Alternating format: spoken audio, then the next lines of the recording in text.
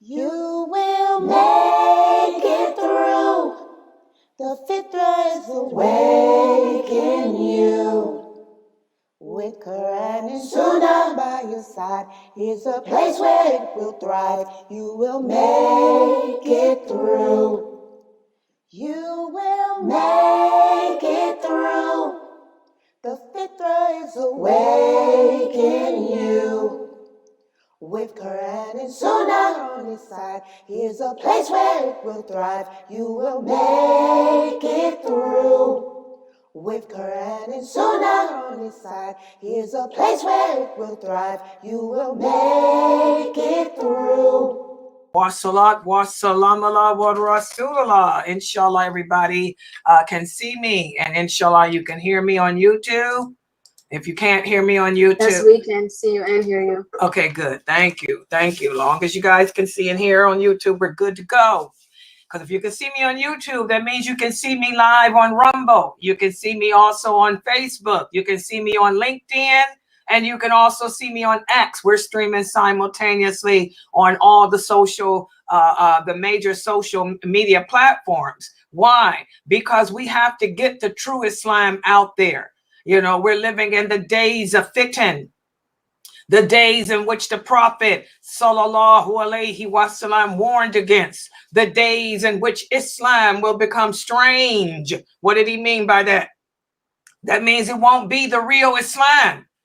Instead of Muslims practicing what he came with, instead of us resembling those original companions, in fact, you won't be able to really tell us much from the unbelievers. We'll be more like the non-believers. Okay? We will have fallen, succumbed to the life of this world, which we see so many of us have done. You know, we're into money. It's all about fame, fame, fame. What did David Bowie say? Is it any wonder? That song, Fame. Oh, yeah. 70s. It applies today. Fame. Look how many Muslim men and women have sold their souls for fame. They've compromised their Islamic values. They've compromised the Islamic morality for fame, to be on the president's task force of equal rights. Even though the non-Muslims task force of equal rights includes the right for same-sex marriage,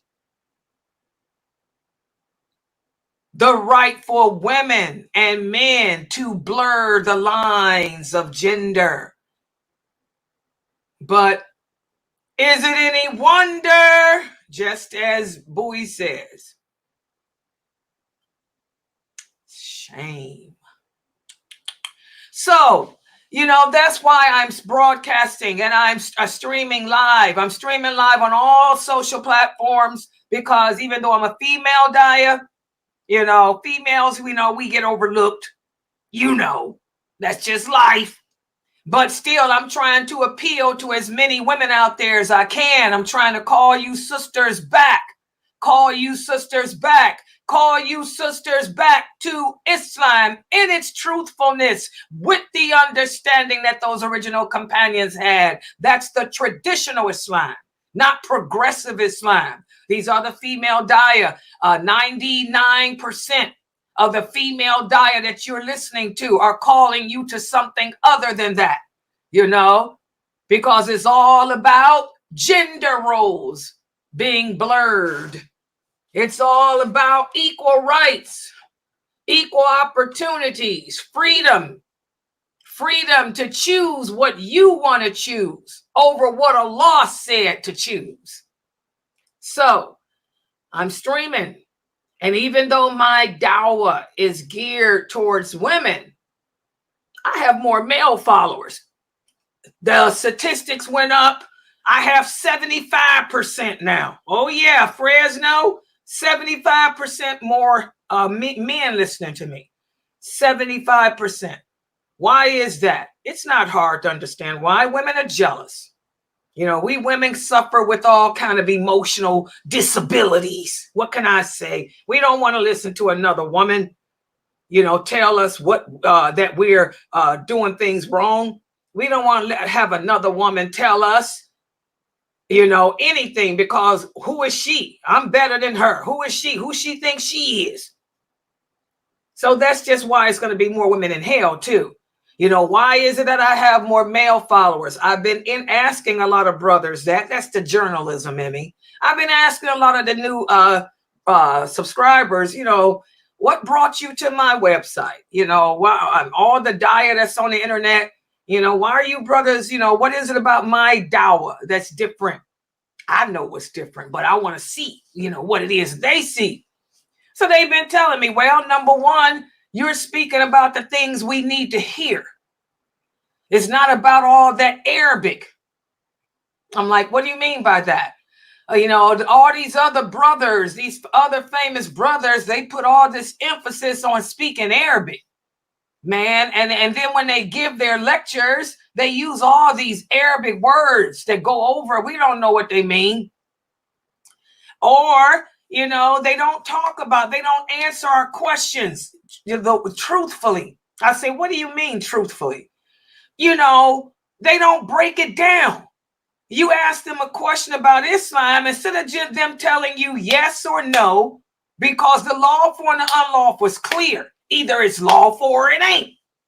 Instead of them saying yes or no, they'll tell you what the four imams had to say, and then they'll throw in Ibn Taymiyyah, they'll throw in Ibn Qayyim, then they'll throw in Sheikh Albani, then they'll throw in Sheikh Uthaymeen. And we just want to know the answer.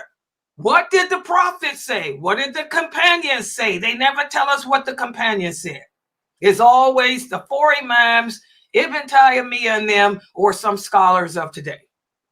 They say, whereas you go into detail. They say you'll break it down. They say you use plain, simple English. You don't care. You don't sugarcoat your words. You keep it real.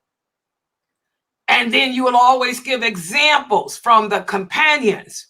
You will always give what the prophet said, what Aisha said, and then you will give examples of history with them. They said, so we walk away understanding better.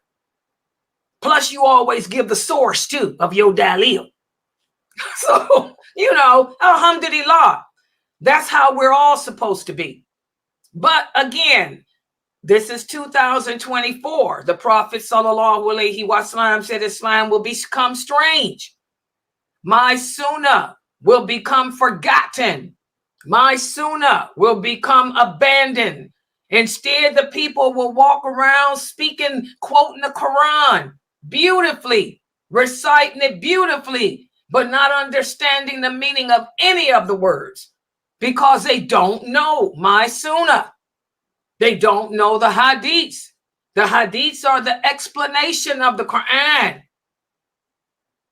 And remember that hadith. What's the source? Sahih Muslim, where the Prophet sallallahu alaihi wasallam was sitting with his companions outside the mosque in the courtyard. And he got real quiet and he stared off. He just stared. And the people knew because he started sweating too. The companions became quiet because they knew that he was having a revelation, that Allah had the angel Jibril talking to him. And so then after he was quiet for a while, his eyes became light again and he looked around. And then he looked at the companions that were sitting around him and he pointed his finger. He said, you will become replaced. He said, you will become replaced. He said it 3 times, and he started moving around. You will become replaced. The people said, the companions said, what do you mean, O Prophet of Allah? Replaced by what? And then Salman al-Farsi happened to come in, you know, Assalamu alaikum, what's up? And the Prophet looked at him and said, you will become replaced by his people. And he pointed to Salman al-Farsi, who was Persian. He said, either they will replace you or you will follow them. The companions are like, what is he talking about? They didn't understand that hadith, but they passed it on to the next generation, and they passed it on to the next generation. So when the four imams arose, when may Allah bless them all, when Imam Bukhari arose, may Allah bless him, Imam Muslim, Tirmidhi, and all of them who were the early scholars after the companions died off, okay? The four imams, you know, Imam Bukhari and all of them appeared, and the Tabi'in said, oh, the originals didn't understand this hadith. The originals didn't live to see this. This is what the prophet meant. Either you will be replaced by his people. What did that part of the hadith mean? That means when you die off, when you, my original companions, those of you who are with me now, when you die off, your knowledge of the true Islam will die off with you. But there will emerge another group of believers who will replace you in trying to call the people back, call the people back to what you are upon. And that's the traditional Islam. And that's what the four imams did. May Allah bless them. They sacrificed their lives trying to keep the sunnah of those original companions going. And Imam Bukhari, may Allah forgive him of all his sins, he died alone a horrible death when he was one of the best scholars of this planet. He was the one that preserved and hunted down all the narrations of the hadith to preserve it, protect it, to keep what those companions had to say true. So that's what that part of the hadith meant.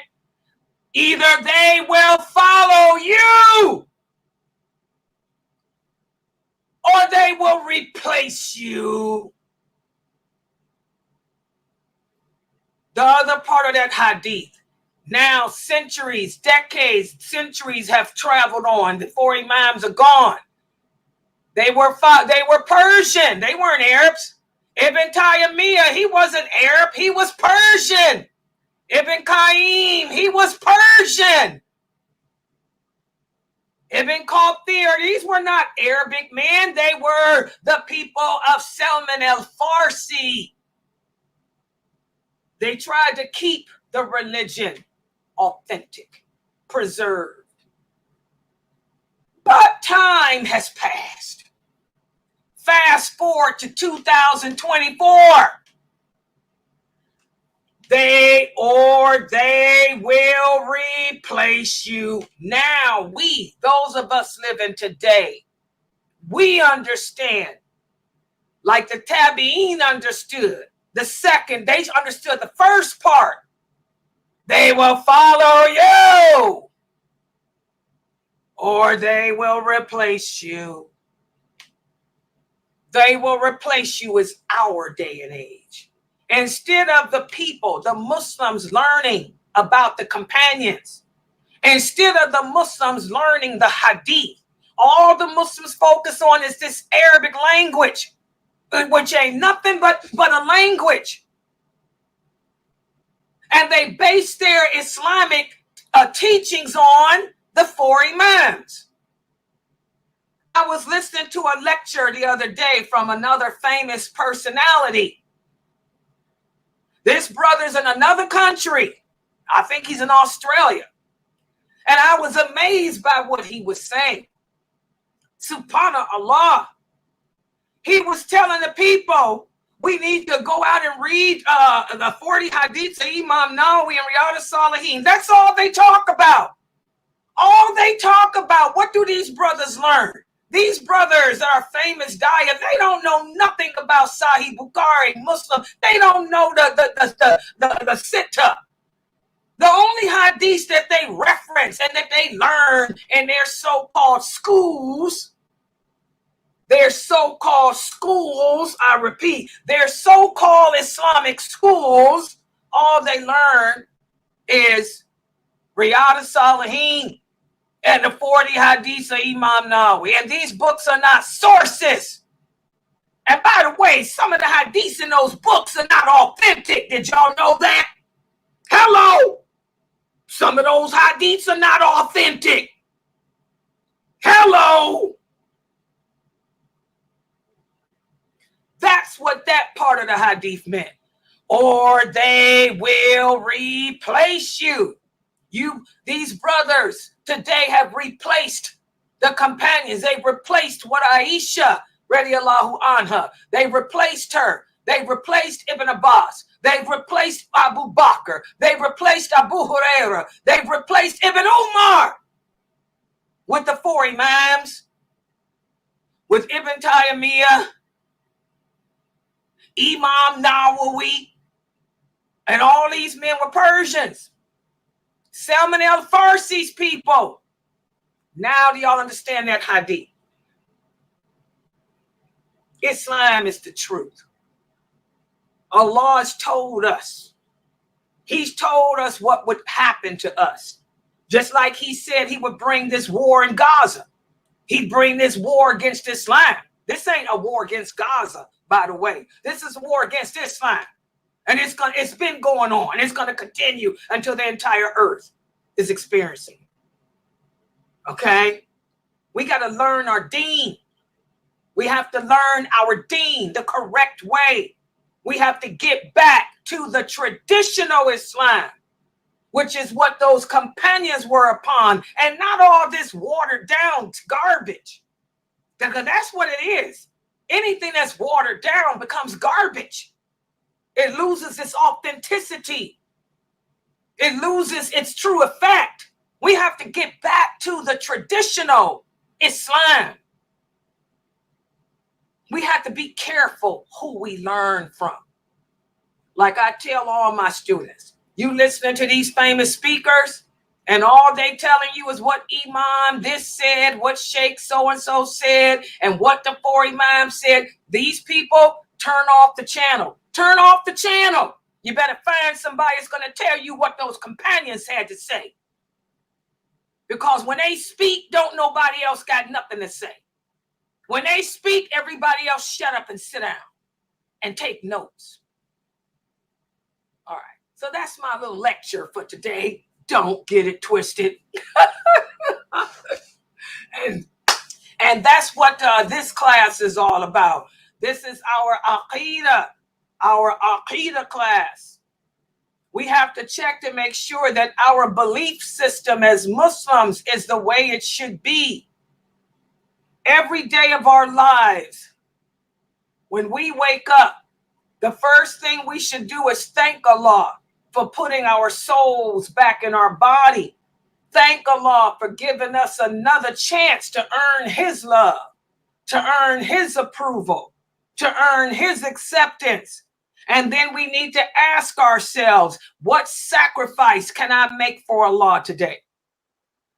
That's what I do every day when I wake up. I said, what sacrifices? Well, I'm going to make a sacrifice. Today when I woke up, I said, what sacrifices am I making for you, my Lord? I said, well, I'll make sure I do both my classes today. And I got to get busy with the videos because we got book 1. We're almost done with this book. We're going back to Get to Know Your Lord. I said the sacrifice I'm going to make today is I'm going to stay up all night making a video. I said, Geechee, who's my songstress, you know, she will send me a video, inshallah, and a song, a theme song, and I can put the Get to Know Your Lord video together. That's my sacrifice. I'm going to give up the Vampire Diaries. Oh, yeah. I like the Vampire Diaries. Sorry. I like the originals, too. Sorry. I'm a dark person.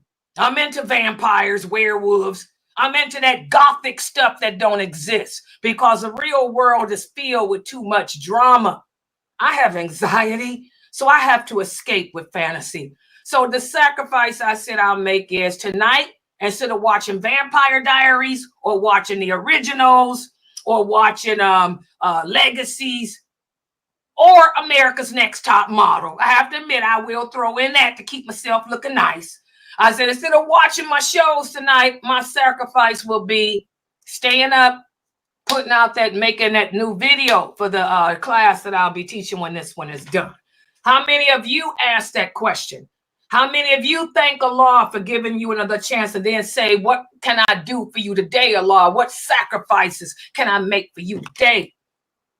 We all should do that. That's what the companions did. They sacrificed for Allah. Every day, they sacrificed their lives, their children, their money. Okay. So we're going to be faced with choices. We're going to be faced with decisions in our lives, whether we want to or not. And we're going to have to fall back upon our aqidah, our belief system. Allah is going to test us. The more knowledge that you learn about Him, the more severe your tests will be. The harder your trials will be. Don't get it twisted. I don't want you guys to be like the Christians, thinking that the more knowledgeable you become of your religion and the better you become at practicing it, God's going to make everything easy for you. That's not true. The more you learn, the stronger and harder your tests will be. Because this is Allah's way of purifying you too, by giving you trials. That's His way of purifying you of all the bad choices you made in the past. To the point that when your Allah takes your soul, you'll be forgiven of those bad choices you made in the past. So your trials are going to get harder. But again, Allah's mercy supersedes anything. He promised. He said, He promised, I will make your trials harder and harder and harder. But I promise, I'll never put you to a test that you can't bear. He said, I'll never impose a hardship that you can't handle. You can handle whatever I bring your way. I'm going to test you individually. Just like when you die, I'm going to raise you up and judge you individually. So your tests are not going to be the same as her tests or his tests. I'm going to test you according to where you are and your faith and your practice, and you can pass it. You just going to have to dig down, dig in your heart and pull out the knowledge to pass it. The knowledge will be there.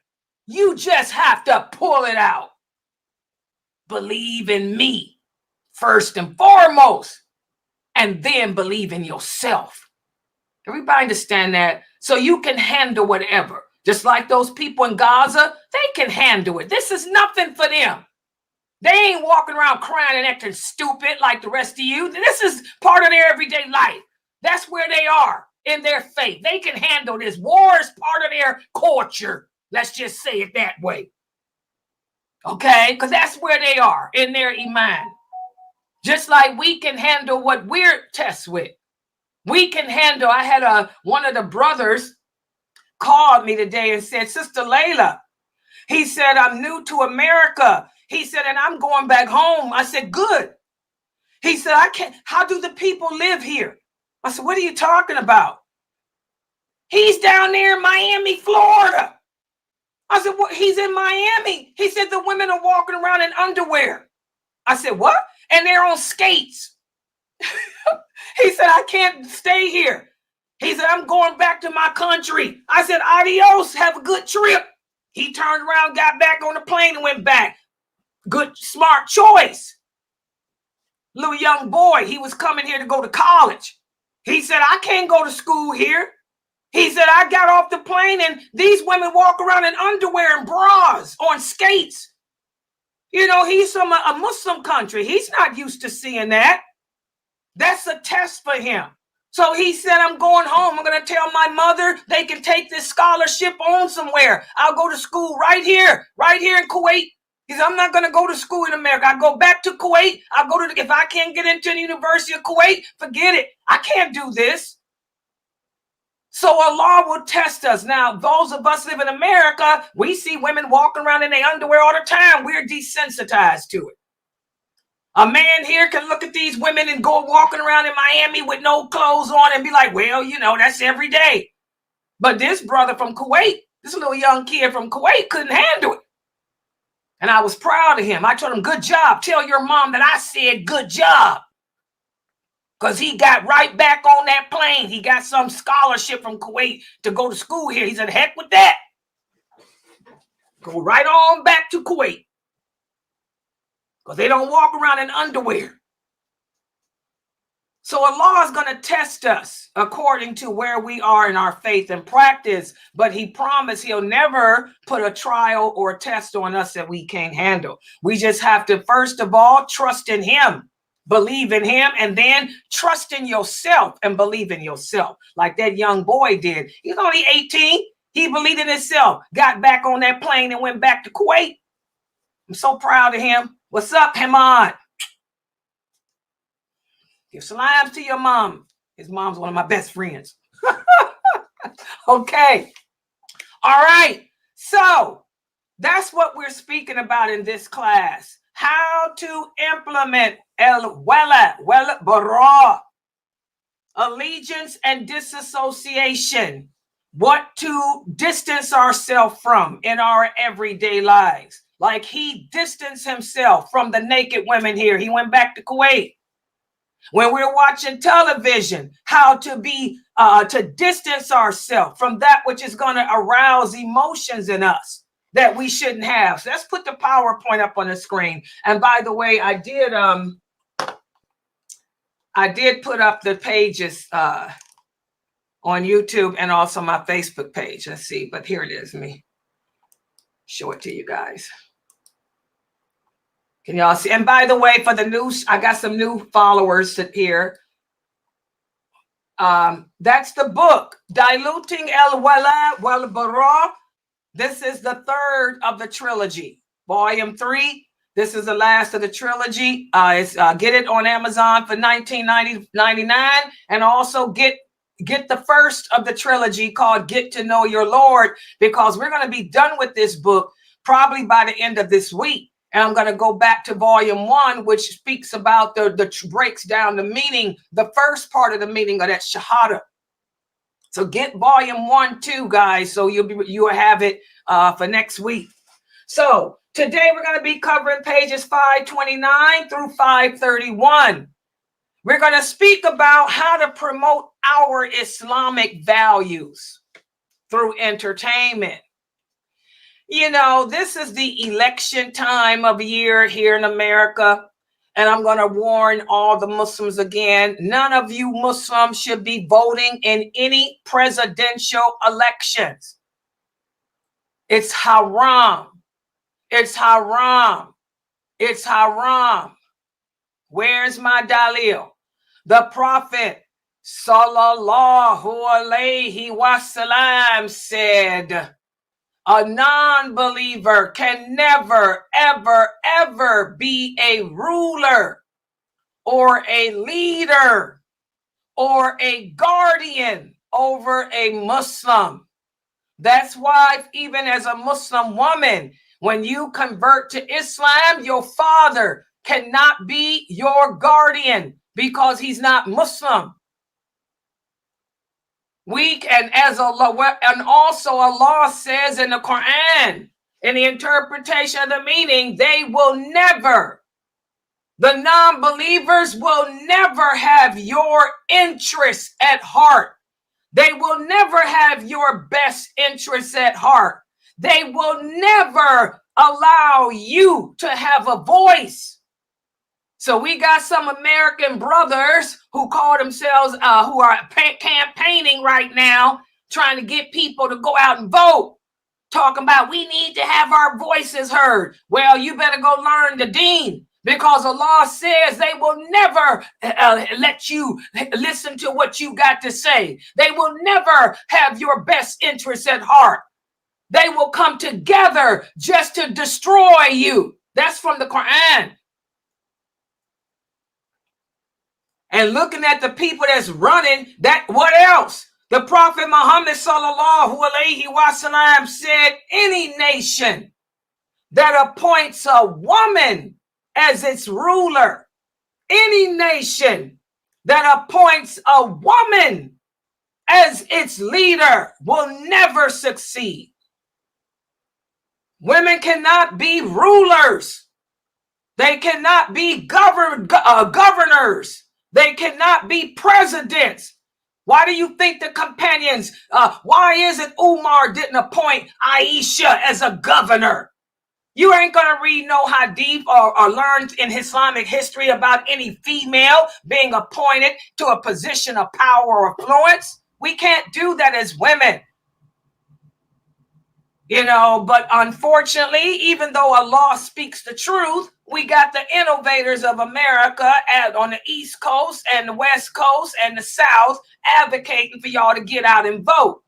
You would think that you Muslims learned your lesson when y'all listened to these men and women and voted for Obama, who threw the bombs on Gaza and put y'all on those task force where y'all voted for LGBTQ. Oh yeah, the Muslims voted for that crap.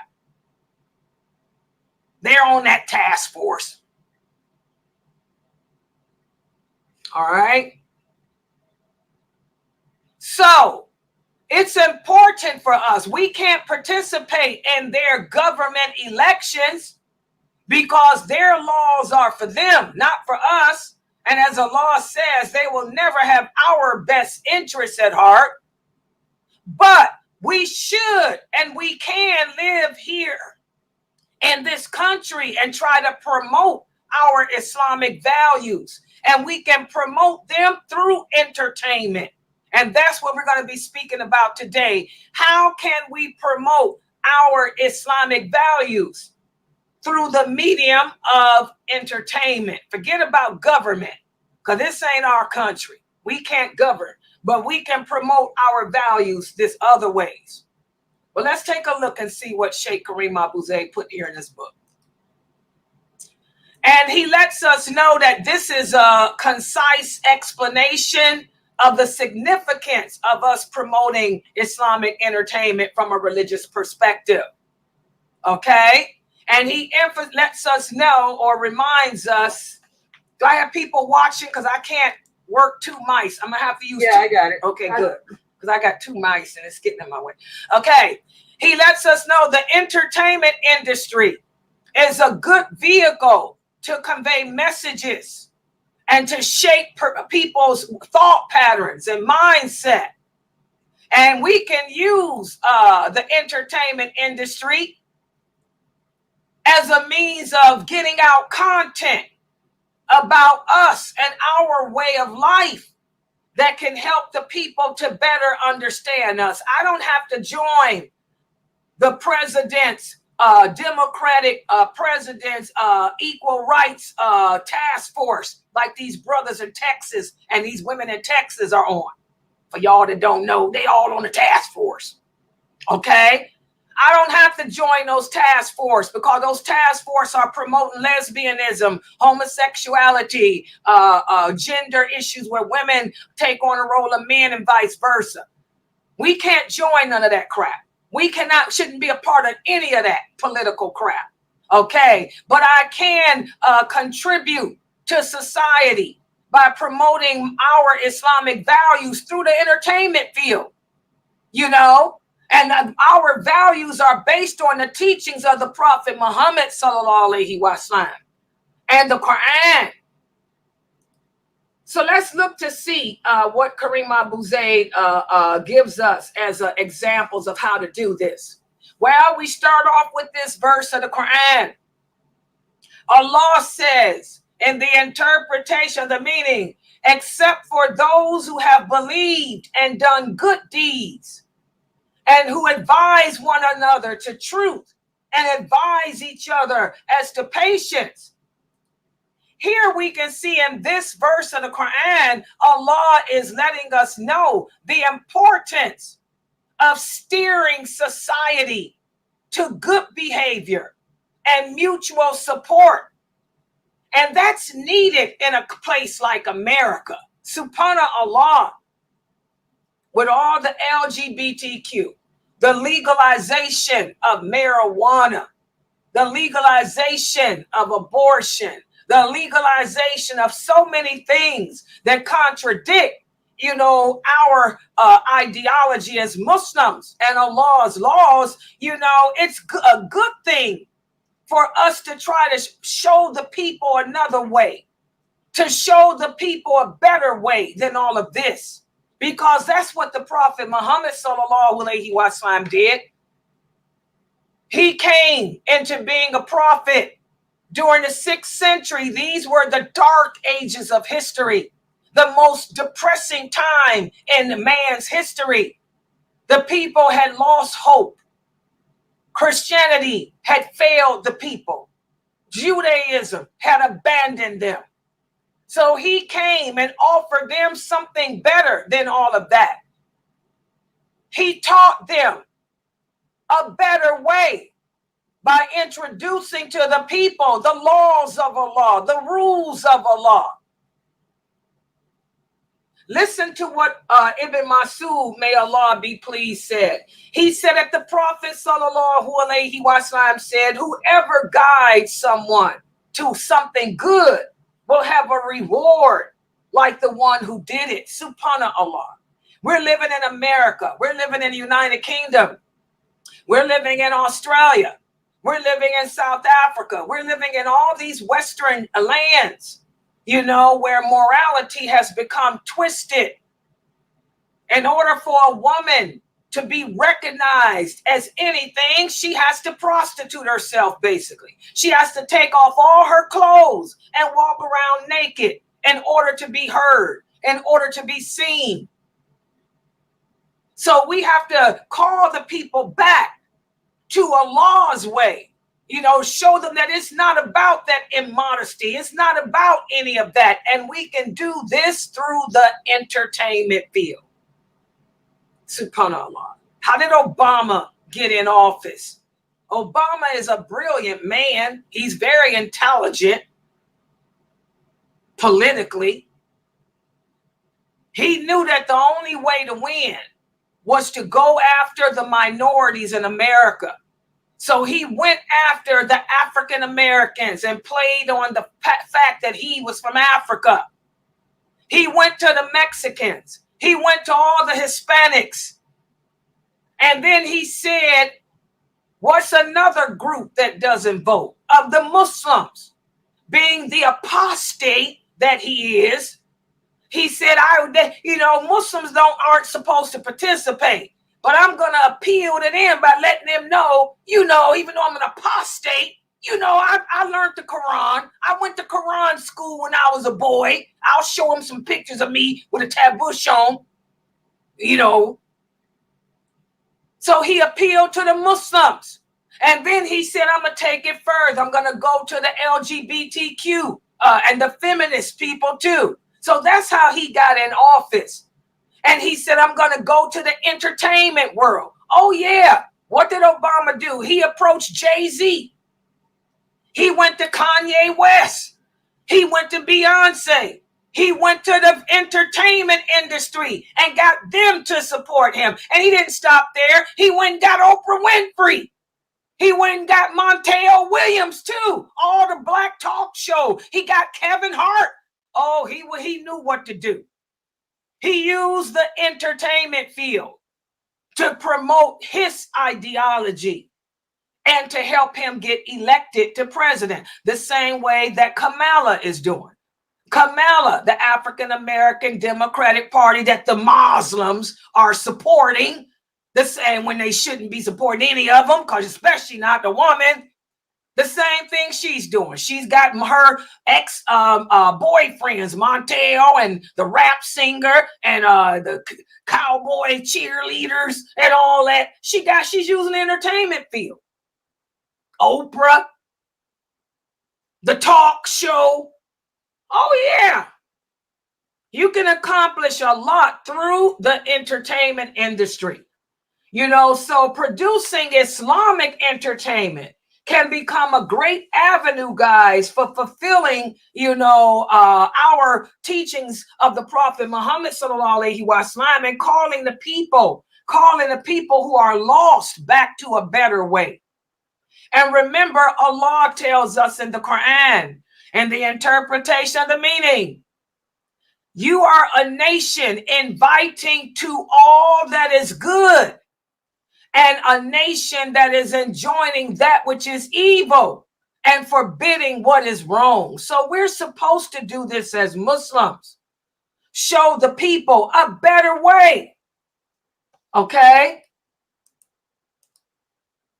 I'm sorry, I hit the wrong button. So Islamic entertainment can promote values like justice, compassion, integrity, modesty, especially today, modesty. Oh my God, we can go out and let the girls know. We can start with the elementary school kids. If you're a teacher, letting them know you don't have to take your clothes off to be seen. You don't have to walk around with just a pair of underwear on to be heard. You don't allow anyone to clip your wings. You want to be able to fly. Don't allow anyone to clip your wings. Okay? So we can reach out, through the entertainment industry, which includes social media. Okay? YouTube, making videos, making lectures, recordings. I ain't talking about songs. I'm talking about recorded lectures, videos, emphasizing what's good, emphasizing what's evil, and how we don't have to lower the stakes, to be accepted. So again, the entertainment industry is a great way to do this, but we have to make sure that we don't do like these brothers have done in Texas and other places in America by selling our Islamic values. We want to make sure that we never compromise our Islamic integrity or our Islamic values. We don't compromise. We got to know when to hold and when to fold. That's why, like I said, we can't join no task force, because that task force has got too much stuff that contradicts Islam. You on there because you want the Muslims to be heard. Man, they ain't gonna hear you. Allah told you that. So you're sitting there walking with LGBTQ people, praying, doing pagan worships and stuff, promoting feminism, promoting everything that contradicts Islam, because you thought that you could have a voice when Allah told you they ain't never given you one. But with the entertainment industry, you can control the content. You can control the content that you put out, just like this website. I control what I put out. Okay? So again, it's all about guarding our faith. Knowledge of technology comes from Allah, and Allah sends technology to us to make it better for us. It's a gift. But don't compromise your belief in Him for it. Don't allow your personal jinn to cause you to become a fool and fall for your personal jinn to succumb to the fame and the money. Because that's what's happening today. A lot of Muslims have all these social media platforms and entertainment platforms. But instead of them promoting Islamic ideas and Islamic truth, they're blending, they're blurring the lines. So in order to protect your faith, and in order to have a successful entertainment platform, you have to first of all know your religion. And that's a problem too. Nowadays, we got Muslim women, Muslim men trying to become social entertainment, social influencers. They're streaming on YouTube. They got their own talk shows, their own podcasts, and all of that. Calling themselves promoting Islam, talking about women in Islam, men in Islam. But these people are given the false information. They have no knowledge of what the role of women are, what the role of men are. I proved that to you guys in my class on marriage. Most of you women cannot tell me what the rights are that your husband have over you. Okay? How can you sit around and hold a podcast promoting Islamic values between husband and wife when you don't even know what those values are? So we have to first seek the proper knowledge through the Quran and through the hadiths, not fatwas, not opinions from others. And then we have to be people who practice the religion correctly too. You look at a lot of these social media entertainment influencers. I was looking on YouTube today at all these women. There's a lot of women here in America, African American women, that have a lot of podcasts.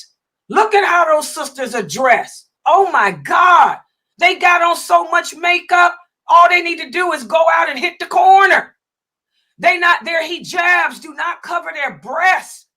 I am shocked. What's going on with the Muslim attire? By the way, for the new shahadas, make sure y'all check out Jamila Pasha. She's on Facebook. Some of these clothes that you women are wearing, they're abayas with waistbands. Your breasts are sticking out. Here's a woman, a famous podcaster from the East Coast. Beautiful to look at. But oh my God, every time you see her big dairy. She got a butt like Nicki Minaj. She got breasts that stick way out to Florida and back.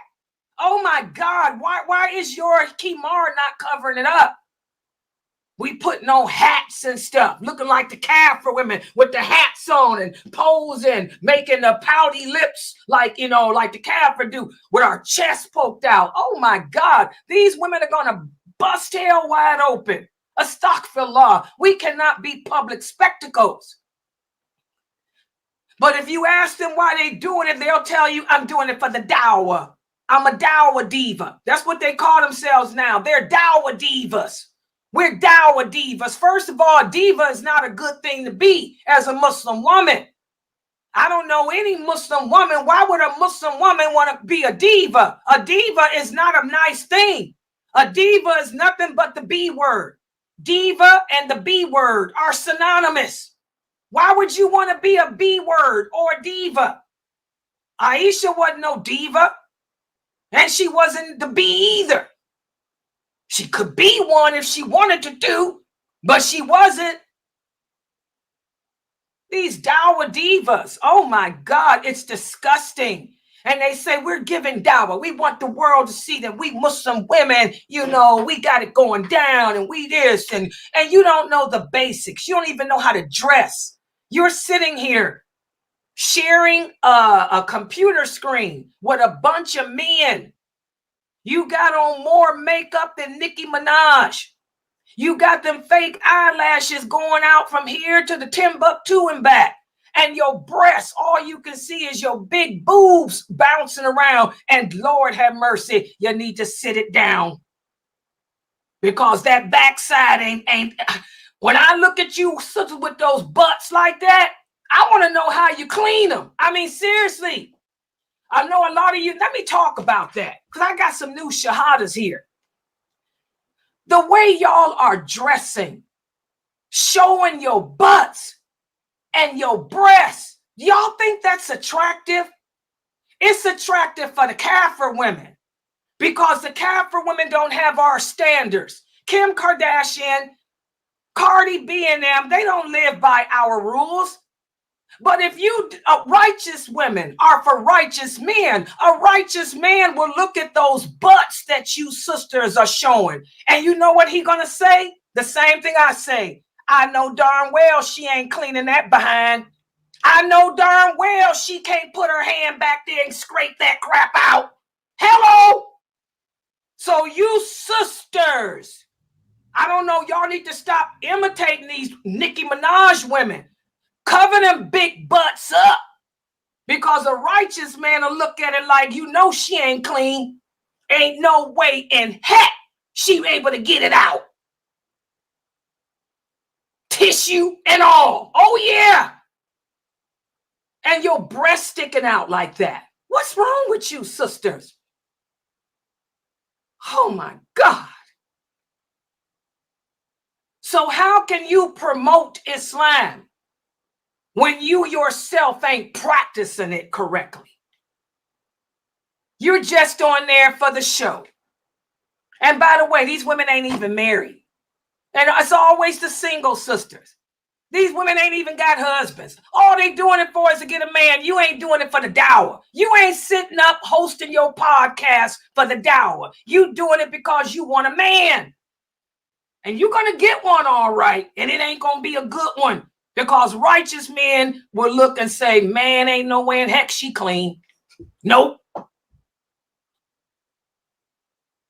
All right. So we have to understand, guys, it's important for us to use the entertainment industry and get our religion out there to call the people to the truth. But number one, you got to have knowledge of this religion and understanding of it. Understanding is you're going to practice it. It's going to show in the way you dress, the way you talk, the way you behave, the way you interact.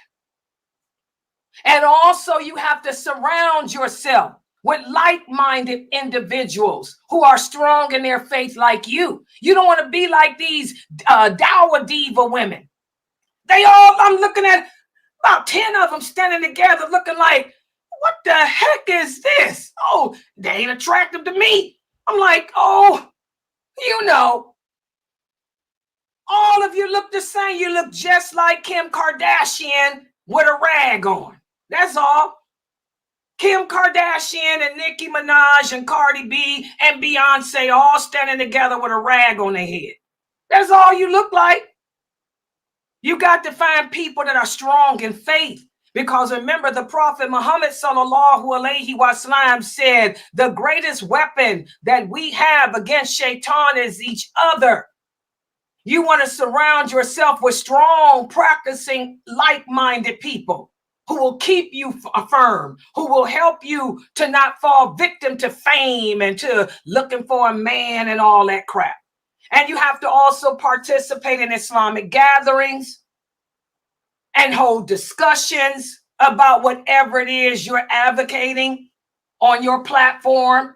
And also it takes a lot of self-discipline. Don't succumb to the platform. Don't allow the fame to get to you like it's gotten to most of these people that y'all see on there. Okay? So now I got a quiz for you. Question number 1. Oh yeah, they call themselves the Dower Divas. Y'all ain't heard of them? That's the new name now. Remember, we went through that period here in America where everybody wanted to be a life coach. Well, now they done replaced life coach with diva, a Dower Diva. That's the word, the DD, the Dower Diva. Don't know that being a diva is an insult in and of itself. That ain't representing Islam. You might as well call yourself the Dower B. That's sad. All right. So here's your question. Here's your quiz. Look at this situation. Sarah, she wants to develop her own social media podcast, whereas she will discuss Islam from a woman's perspective in hopes of educating the non-Muslims about the role of women in Islam. That's the scenario. Here's the question. Do you think that this is something that's good and that's needed? Is this something that we need that will help to promote Islam in a good way? And tell me why or why not. There's no right or wrong answer. I just want to hear your take on this.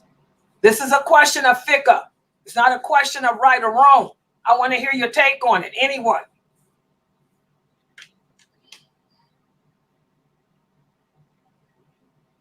I would say it's it's kind of complicated to say it is needed. I'm leaning towards probably not, just because she's focusing on a woman's view, teaching non-Muslims when she should be focusing.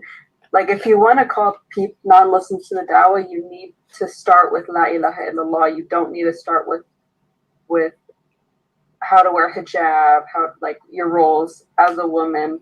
Because if they learn that, they're not going to understand La ilaha illallah. It's not what they need to start with. Wow. What y'all think of her intake on that? I like that answer. What do y'all think about her answer? Anybody? I agree. I mean, it's very straightforward. I mean, more people who are not balanced or don't understand the deen, they will focus and idolize that aspect of Islam and not really want to focus in on the main, areas that we should focus, like, the Aqidah, Tawheed. So it more so becomes, what could I do externally to feel good about myself, and let me adapt these external aspects of everything, instead of understanding that as Muslims, we need to focus on the main, the things that's going to get us into, into Jannah, the things that's going to get us closer to Allah. So she is right. Okay, that's good. These are two good perspectives, and this is what you do when you go think about setting up an entertainment platform to promote Islam. I mean, that's the first thing you say. Is there a need for this? And, what am I doing? I want to give a perspective to educate the people about the role of women in Islam. Let them see that we're not inhibited, that we're not oppressed. So you have to take this into consideration. And these are the two examples of no, there is no need. Because if you want to call the people to Islam, Allah told us what to do. You begin with Tawheed. You got to call them to a belief in Allah first and foremost. The role of woman doesn't mean anything if you don't believe in Allah. So that's a good take. Let's see what we got here. Miss Jackson, she gave a different answer, a different perspective. She said she think it is needed because before Islam, she really did think Muslim women were oppressed. She really did think that women were forced to do things, but then she learned more and more and realized how blessed Muslim women were. Good job, Miss Jackson. Her thing is, yes, there is a need for it. Okay. Also, Miss Jackson said it's so many girls out there trying to be hot girls because they think that's filling and liberating, but it's not really such. So exactly, this is a question that can go either way. That's why I say it's no right or wrong answer. There's no right or wrong answer because the world is so contorted today. The world is so twisted because of the gender lines and all this other stuff. It could go either way, and which takes us to the next part of this question. Let's say, okay, let's go with what Miss Jackson said. We do need a platform. We do need some type of social platform that educates the people about the role of women in Islam. If we want to set up a platform like that, what Islamic principles are needed to pull this off? How do I go about pulling it off? I would need to get some knowledge in the scope of this podcast, because so many people are talking off of emotion and their feelings, and they can be swayed away from the purpose and the intention and the focus of where they should be going. And, we want to be balanced in the middle course. So having someone who knows the history, who knows what's going on, who knows the hadith, who knows the Quran, to pull that back in conjunction with the other things to keep everything balanced, to keep people informed, and to keep people educated. So good job. That's the number one thing. And that's what these dawah divas, these dawah divas, I was looking at them and these women don't know anything about Islam. I'm like, in fact, they don't even talk about Islam. They have their podcasts. They're talking about sex and love and stuff. They're not even talking about Islamic values. They're speaking about how to get over heartbreak, how to deal with narcissism, And they're not talking about it like the way I did from an Islamic perspective, where I told you that you got to be narcissistic to a certain extent. No, they're talking about, oh, how some man broke their heart. What is this? That's not, no, we don't need platforms like that. It has to be an Islamic platform. Whereas everything that you're speaking is based on Quran and Hadith. Like she said, no emotions, no personal views or any of that. You got to be qualified. Good job. And also, as Jamila said you got to be dressed properly too. You have to abide by the Islamic rules of women, you know. Now, to pull off something like this, should my audience consist of men, or should it consist of men and women, or just women? What do y'all think? I would base it or focus on a female, perspective, because first of all, it would entail that there is a lot of, communication with the opposite sex, with them listening to what's going on or whatnot. Because sometimes these shows, they have call-ins. Yeah. Or what? This should focus, if it's going to be a women's show, it should focus on women. These Dawah divas don't do that. The Dawah diva got more men following them. Of course, that's why they dress the part. It's all about the brothers, it's all about trying to get married, because these women ain't even married, But if a woman was sincere in wanting to educate about the role of women in Islam, she has to meet the criteria of, number one, being qualified to speak about the topic. She has to adhere to the Islamic rules of just, this is an audience geared towards women only. Women only. Women only. What? I don't need a man in there. You want to learn how to be a man? Go talk to Kareem Abu Zaid.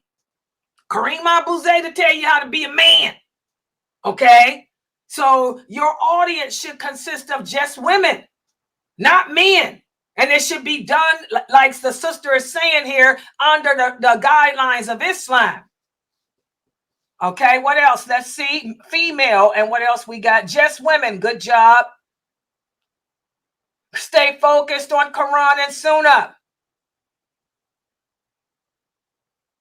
But the men shouldn't be there, because this is a class for women to learn about the role of women. The men don't need to be a part of that. Take your butt on somewhere and learn how to be a man. Hello. Okay, let's look at the next question. Like I said, it's no right or wrong answer, but I just want to see your perspective on it. What about this? Abdullah and his wife want to launch a podcast into their daily lives, showing how Muslim families live. Is this something that we need? Why or why not? Is there a need for this in the entertainment field? Is there a need for this? Is this going to put out a good message for us? No, it's not. Why not? You got the Prophet Muhammad sallallahu alaihi wasallam that we could draw all our examples from. What are they showing that's different? I mean, a part of us looking into their lives every day, they're showing us something. It's a form of spying, and it's a form of, putting yourself out there, your wife, that's something that should remain sacred between you and your wife. So no, that's not needed. Exactly. Plus, like you said, that's violating so many Islamic values and morals. Allah emphasizes that what goes on behind closed doors between a woman and her husband is their business. It ain't for the public. But this is what we see a lot of Muslims doing today. A lot of these men and women trying to make money off of about opening up their personal private lives. And this, again, imitating the Kafirs. This is something that we shouldn't do. This type of entertainment, there's no need for. No need for that. What about this? A person wants to put together a puppet show. They want to make a movie or a video using puppets, and about how to pray and why we pray and why we fast. What about that? This is a question somebody just sent me. Can I answer again? Yeah, go ahead. I think it's perfectly fine. Why? It's no individual person that's being shown. This could even be shown to children who can be attracted to that, who can even learn from that, which they do. It seems childlike, but it's okay. I feel like it's okay. There's no harm in it as long as they stay within the guidelines of Islam. Exactly. This is the type of stuff that we do need to put out. We need to put out videos and things like that showing why we pray, why we fast, why we do the things we do, what we believe in, and all that. But there's no need for no tutorial on how to put a hijab on. There's no need for no tutorial on how to put on lipstick. There's no need for a podcast of women and men sitting down together talking about how they got their hearts broke. You know, none of that crap. It's got to be something that relates to Islam. You know, because again, it's all about calling the people in this twisted world back to something better than that, which is Islam. All right. Any questions or comments?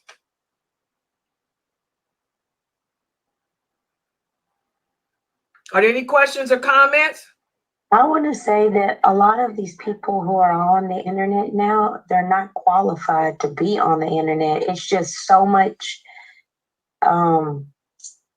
trash. I don't want to talk about people, but it is trash. It's like brain rot. It's not beneficial. It doesn't, like, when you leave it, you don't feel like, okay, I learned something. It can be beneficial towards my life. I can improve my character.